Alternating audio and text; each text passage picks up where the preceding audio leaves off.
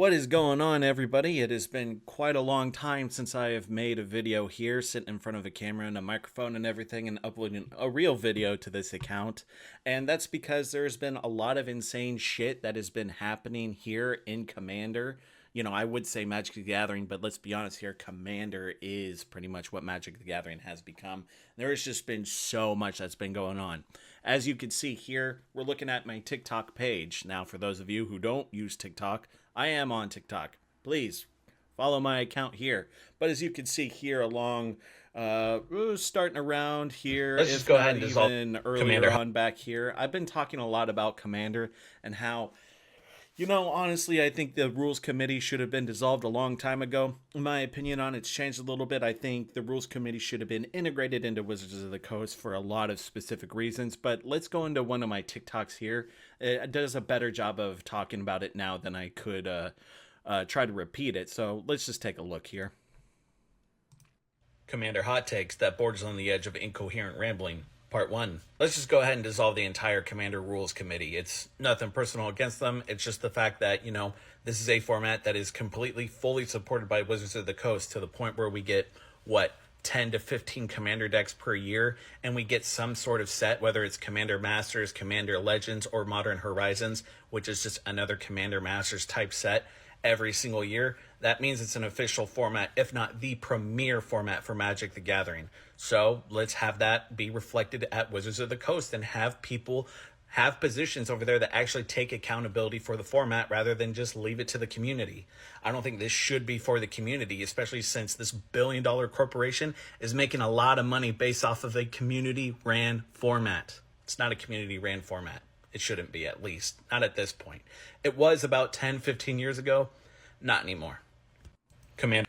So my opinion on that still stands just completely and totally. I changed it a little bit when they did the mega ban last week, when they got rid of Dockside Extortion as Jeweled Lotus Mana Crypt and Nadu Winged Wisdom.